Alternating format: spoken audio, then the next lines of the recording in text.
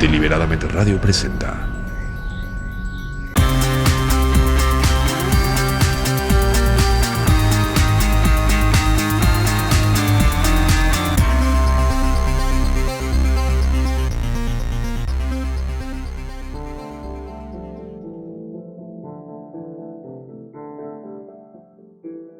El duelo justamente es el momento en el cual una persona comienza a sentir situaciones que tienen que ver con la parte de la pérdida y la cercanía.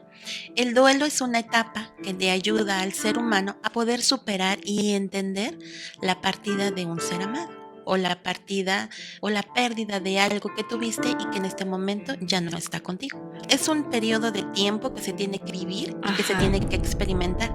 Como tú decías, forzosamente. Hay personas que deciden evitar la parte del duelo Así y es. se lo brincan, pero llega el momento en que después viene el rebote y afloran las cosas. Claro. Una etapa de un duelo se tiene que procesar, es sano procesar el duelo, porque al procesar el duelo te va a ayudar a entender y a sanar tu pérdida de la mejor manera posible y a encontrarle un sentido a tu pérdida. Claro. Fíjate que es frecuente que luego llegan caballeros a terapia que tuvieron la decisión de divorciarse, separarse o lo que sea, y empiezan a buscar otras parejas una tras otra, así como el dicho que un clavo saca otro clavo. Uh-huh. Entonces caen en lo mismo o en situaciones peores que lo que estaban viviendo con la pareja. Entonces sí es necesario este proceso para yo poder asimilar, quedar en paz y volver a retomar y seguir adelante con lo que yo decida. Claro que sí, es importante vivir ese proceso, como bien dices, para asimilarlo. Esta etapa del duelo tiene diferentes etapas. Y la doctora Kluber-Ross nos dijo que había diferentes etapas del duelo. Así es. Y la primera etapa que normalmente se manifiesta en un evento de pérdida en general es la parte de la negación y el shock, la sorpresa. Exacto. Cuando tú vives la negación dices, no puede ser. No, ¿por qué yo? No, yo no estoy viviendo esto, es un sueño. Así es. Es la primera etapa que vivimos, todas las personas vives impactado y empiezas a negar la situación. Las etapas del duelo son momentos o situaciones que no son estacionarias. Son brincas de una a otra, pasas de una a otra. Y en la etapa del shock y la negación hay como una especial matrimonio entre una y otra, porque de inicio no lo comprendes y lo estás negando constantemente. El shock y la negación. De hecho, hay personas que ya vivieron todo el funeral y te dicen, es que yo estoy seguro que él está dormido y va a despertar. Ándale. Porque está justamente en esa etapa de no asimilación, de no aceptación, entre que si es un sueño, exacto, fue una pesadilla y esto va a pasar. Más adelante viene la otra etapa, que esa es la que se da mucho con todos, sobre todo cuando son pacientes que se les anuncian una enfermedad terminal, que es la etapa de la negociación. ¿Qué pasa aquí? Aquí es cuando tú ves a tu parte espiritual y empiezas a hacer como una negociación con él. Señor, Dios, como le quieras llamar, tengo esta enfermedad, tengo cáncer, pero no me puedo morir en este momento porque soy mamá de 3 hijos.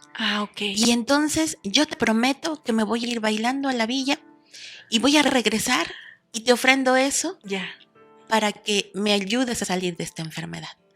Cuando, sobre todo se da mucho cuando hay enfermedades anunciadas, cuando son crónicos degenerativas, que se comienzan a hacer pactos y negociaciones para decir, si tú me ayudas, yo hago esto. Y ahí es cuando empiezas a tener incluso ya contacto directo con, si no tenías desarrollado una vida espiritual, la desarrollas. Claro. Porque algo que te ayuda en la muerte o el acercamiento o la noticia de que tú eres finito y que vas a morir es a desarrollar esa parte espiritual. Y en desarrollar esa parte espiritual comienzas a negociar. Si tú me ayudas, entonces yo hago esto. ¿no? Claro.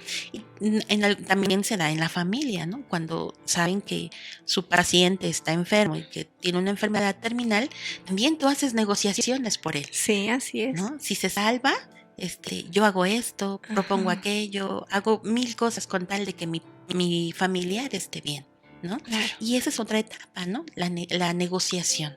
Que también tiene que ver con las etapas de arriba. Claro. Estoy negando algo que ya es eminente. Las etapas son fluctuantes. Claro. Vas a estarte brincando de una etapa a otra constantemente. Ah, ya.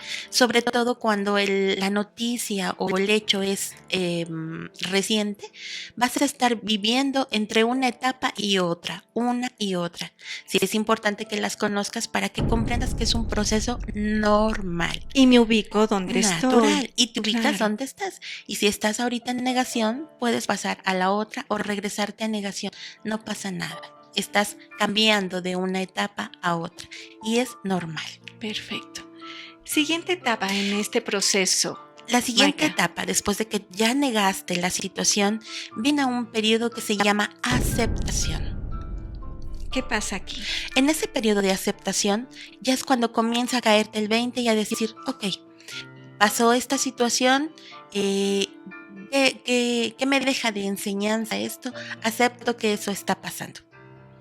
Aceptas que es una muerte inminente, que te vas a morir y pues que empiezas a prepararte para recibir a la muerte con alegría. Eso es lo que implica una etapa de aceptación. Si empiezas a asimilar que realmente estás viviendo un proceso y que ese proceso lo único que estás haciendo es haciéndolo más llevadero a tu vida. Como tú decías hace un rato, y esa es una frase muy importante, el dolor es un mecanismo de defensa y es necesario, pero el sufrimiento es opcional y tú decides cuánto y cuándo quieres sufrir. Perfecto. ¿Sigue alguna etapa después de la aceptación? Básicamente es eso. Son estas, ¿verdad? Uh-huh. Definitivo. Cuando yo entonces acepto lo que estoy viviendo, puedo de algún modo cerrar y seguir.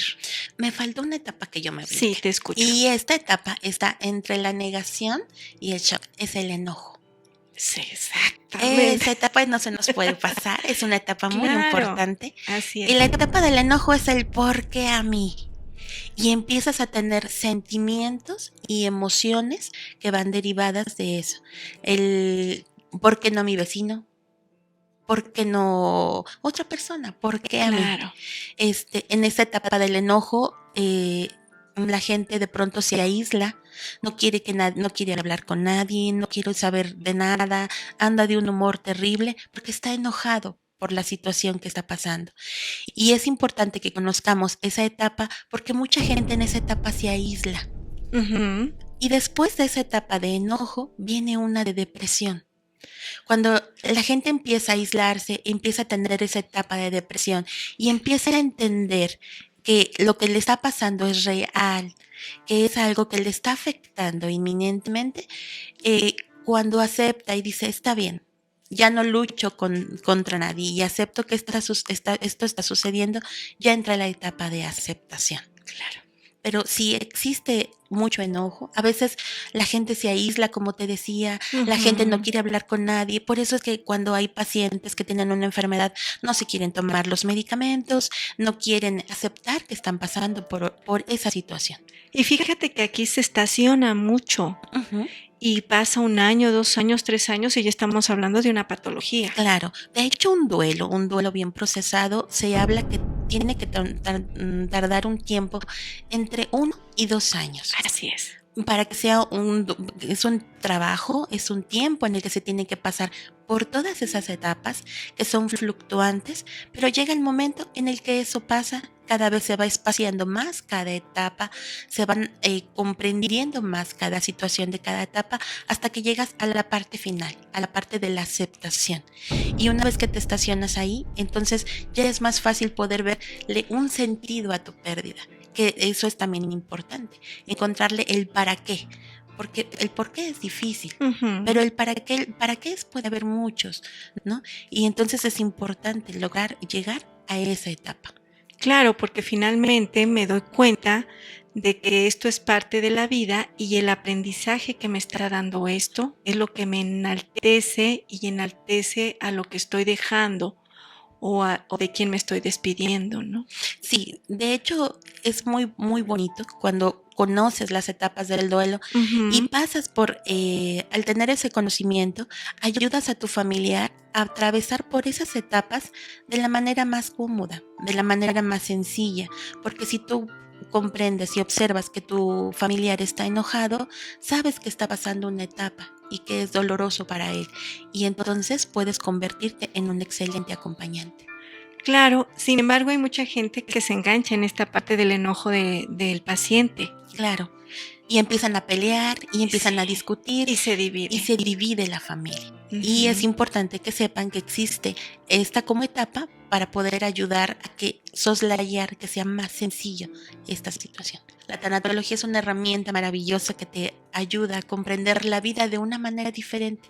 Tu perspectiva y tu visión de la vida cambia una vez que tú estudias tanatología. No vuelves a ver la vida de la misma manera. Me imagino, ya tus pensamientos están en lo esencial de la vida, entonces. Sí, estudiar para mí el diplomado fue algo trascendental.